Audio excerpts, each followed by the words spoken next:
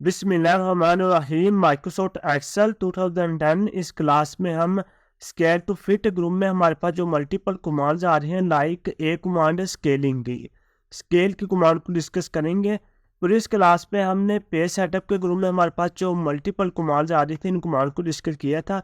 अब स्केलिंग का क्या यूज़ है माइक्रोसॉफ्ट एक्सेल के अंदर, लाइक अगर मैं स्केलिंग की बात करूँ तो अब मैं इस शीट का पहले प्रिंट प्रीव्यू लेके आपको दिखाता हूँ। मेरी शीट कंप्लीट प्रिंट में आ रही है।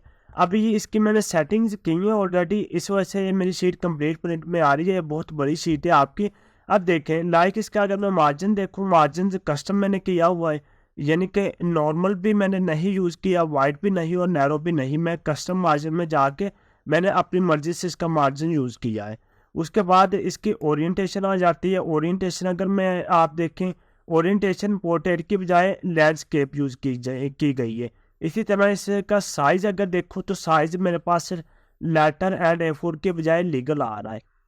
अब स्पोर्ट डैट, ये मेरे पास शीट है, इसका मैं प्रिंट आउट लेना चाहता हूँ। तो मेरे पास जो पेपर साइज़ है वो लीगल साइज़ मौजूद नहीं है, मेरे पास लेटर साइज़ है। तो मैं लेटर साइज़ पे शीट का प्रिंट लेना चाहता हूँ। तो मैं इधर आके पहले लेटर पे क्लिक करता हूँ।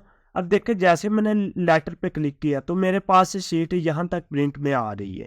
ये जो आपके पास डॉटेड लाइन आ रही है, आपकी शीट यहाँ तक प्रिंट में आएगी।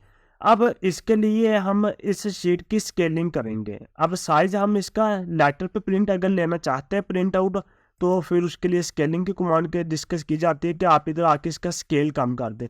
लाइक आप देखें, जैसे मैं इधर आके क्लिक करता हूँ तो देखिए आपकी जो लाइन है वो आगे मूव हो रही है। अगर आप नोट करें, जैसे मैं इस पर क्लिक करता हूँ तो देखिए आपकी लाइन आगे मूव हो जाती है। अब आपकी कंप्लीट शीट प्रिंट में आ रही है। स्केलिंग की कमांड का क्या यूज़ है कि यानी वो आपकी जो शीट का साइज होता है उसको रिड्यूस करवा के एक ही शीट पे आपके एडजस्ट करवा देता है। लाइक आप इसका मैं प्रिंट व्यू लेता हूँ तो देखिए आपकी शीट इस तरह से प्रिंट व्यू में आएगी।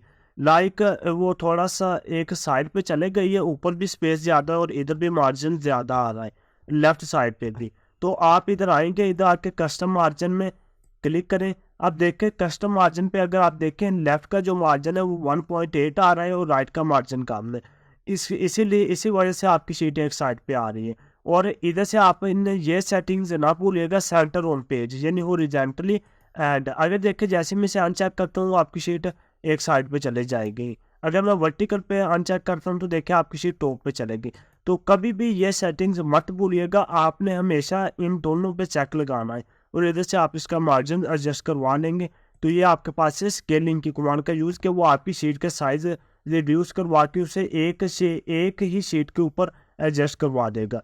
अब स्पोर्ट ऐड में इसकी हम एक एग्जांपल इस तरह नहीं, लेकिन लाइक मैंने 100 की इसकी स्केलिंग।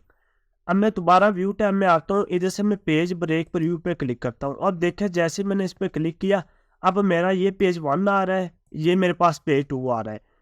अब इट मीन्स मेरी शीट पेज 1 पे यहाँ तक प्रिंट आएगी।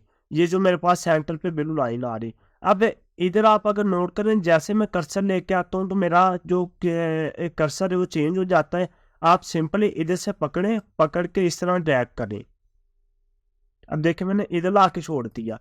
अब ये आपके पास पेज 1 है, आपकी कंप्लीट शीट अब प्रिंट में आएगी। अब मैं दोबारा नॉर्मल पे जाता हूँ, देखें मेरी लाइन यहाँ आ गई। और लाइक अगर हम पे लेआउट के टैब में इसकी स्केलिंग चेक करें तो मेरे पास स्केलिंग इसकी 78 आ रही है, यानी उसके स्केलिंग भी उसने इसकी कम की। और दोबारा मैं प्रिंट व्यू में जाता हूँ, देखिए अब आपकी शीट कंप्लीट प्रिंट में आ रही है।